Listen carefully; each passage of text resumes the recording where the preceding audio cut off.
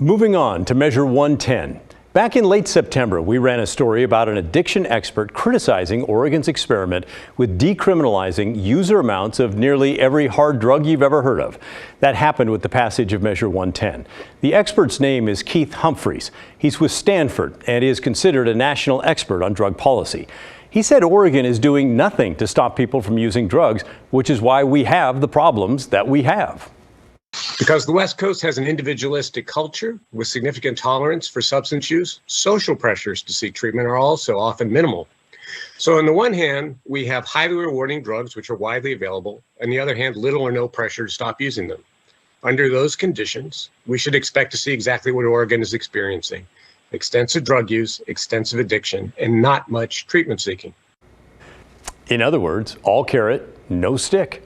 Supporters of the idea to decriminalize drugs sometimes point to Portugal as evidence that treating drug use as a health issue, not a criminal issue, works. Humphreys had something to say about that, too. Now, it's worth noting that Portugal, which is often cited as the inspiration for Oregon's drug policy, places heavy social and legal pressure on addicted people to seek treatment. The open use and flagrant drug dealing that we see in West Coast cities in this country are virtually absent in Portugal, which shuts them down and uses court pressure to get people into treatment. I've spent a lot of time in Portugal, and I know the people who designed their policy, so please take it from me. Oregon is not following Portugal's example and will not get its results. Now, I'm not sure about you, but I'm the skeptical sort, and when I hear someone say, "Take it from me," I start to go, So I thought about contacting someone in Portugal to really run down whether he knew what he was talking about. And then this email came in from a viewer, Cindy. She wrote, "Motivated by your story, I looked up Portugal. I want to know what works and what doesn't in their experience. Is there any way to invite people in Portugal to talk directly with people in Oregon about their efforts?" And that did it. Because, Cindy, yes, there is. I emailed Humphreys immediately and asked if he knew someone in Portugal I could connect with. Turns out he did indeed. I'm the national coordinator for drugs and drug addiction and the harmful use of alcohol. I'm the head of a service addressed to addiction problems under the Ministry of Health here in Portugal. Now, I'm going to butcher his name, but Dr. João Gaul is an addiction expert and started Portugal's program back in the year 2000. 22 years later, he says it is a resounding success for the country of 10 million people. We estimate that when our strategy that included decriminalization was approved, we estimate that we could have 100,000 people using only heroin. That means 1% of our population.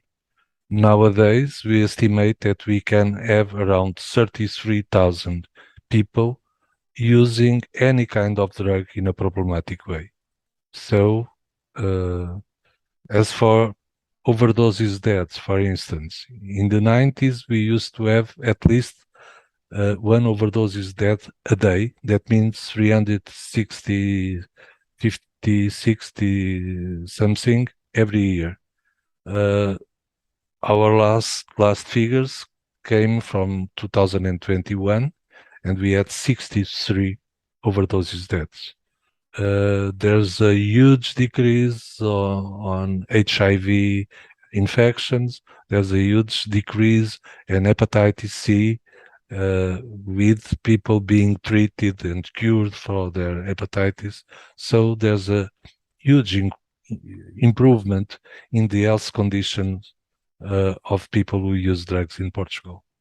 Which is terrific to hear from the guy who set up the program, helped set it up. But what about Humphreys' claim that the Portugal system is much different than Oregon's?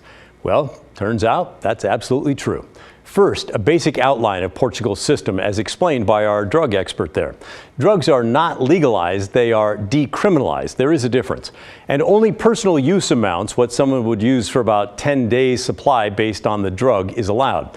Drug dealers and traffickers, well, they're still dealt with in the criminal justice system.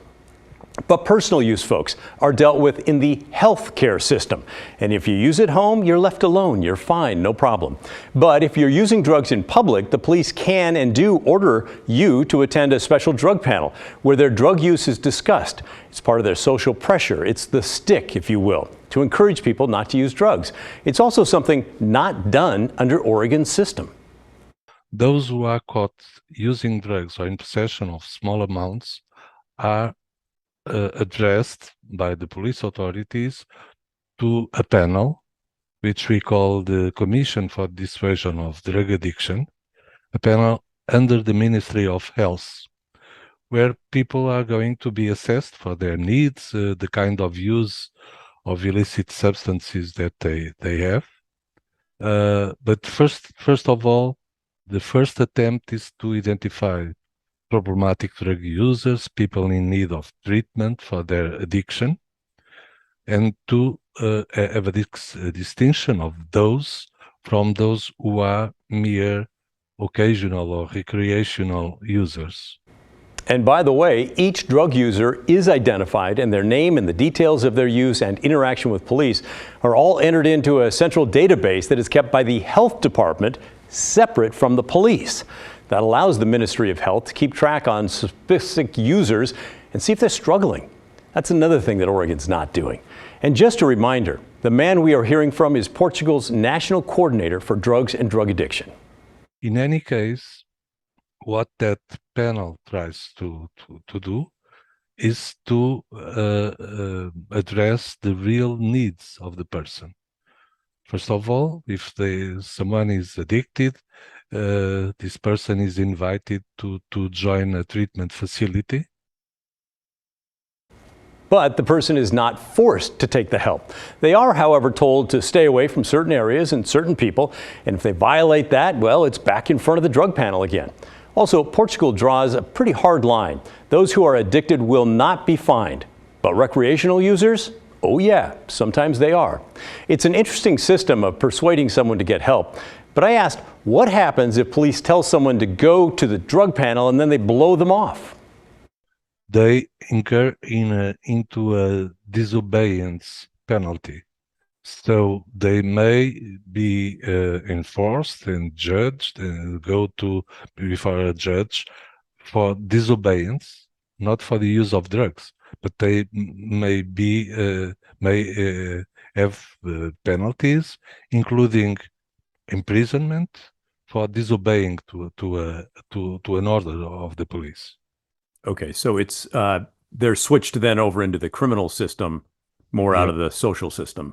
Yep. So that's yet another thing Oregon is not doing. Here it's all carrot and virtually no stick. Portugal forces people who are caught using even personal amounts of drugs in public to show up somewhere and talk about that use. Most of the people attend the meeting with the commission, so it's not very frequent that people do not show up. Okay, but once they are there, they are invited to join, if in need of that, they are invited to join a treatment facility. And the commission itself makes that phone call instead of telling the citizen, oh, now you must search a place to treat yourself, or you have this phone number. No, they call themselves and they book for the citizen to send her, Dr. X, I have a client for you. When? Tomorrow, day after tomorrow? Okay, 10 o'clock. Is it okay with you? Is it okay? It's booked. So it is really facilitated, and it's easy to access for free without waiting lists that discourage people to go there. So it works quite smoothly and in a very pragmatic way and centered in the needs of the citizen. So that's another thing that's different. We're getting quite a list here, aren't we? That does not happen in Oregon. In Portugal, the country has universal health care, so treatment at state facilities are free. And our experts said that private facilities, the state pays 80%, you pay 20%. If you can't afford that, then the state pays 100%. Portugal also focused on making sure they had enough treatment centers and inpatient facilities to help everyone who needs it right away. That's another thing we don't have. Our expert said the vast majority of people caught by police are using cannabis, and most say they do not have a problem with the drugs. But their panel tries to really drill down deeper still to see if there's anything else going on. And I have to say, I was really impressed with how the entire system there is set up to help people, to treat them compassionately. For instance, I have someone who tells me, no, I have no problems with drugs. It's not a concern. But my parents are divorcing, or my father just lost his job, or myself, I have been in trouble with my gender options or whatever. Then the panel may invite the person to join. Would you like to discuss this with a psychologist? Would you like to discuss with a social worker that may help your family to deal with the difficulties? So, to wrap up what we heard, Dr. Humphreys, that first expert, he's exactly right. Oregon's system is nothing like Portugal's. Portugal has a system that puts social pressure on drug users to stop, but it also gives them help with stopping in the form of treatment or psychologists or other things that will get to the root of their problems. And yes, at 10 million people, Portugal is smaller than America, but it's also about 5 times the population of the Portland area. So yes, again, it could be done here. So finally, here's my opinion on all this. So many of us are so frustrated by the constant drug use and open-air markets found in our neighborhoods and cities, and with good reason. But don't just be frustrated. Take action. Do something. The people who can change things here are your local and state lawmakers. The Oregon legislature is going to meet this coming January. You want to take some action? Contact your state lawmakers and demand that they study the Portugal model to see how they can improve Oregon's Measure 110. It's not that hard. If I can find those answers, they can too. And it's something that's done to make this better for all of us. Well, that's my opinion anyway. What's yours? You don't have to agree with me, but you do have to communicate. Send me an email. The address is thestory@kgw.com, or call and leave a voicemail. Our number is 503-226-5090.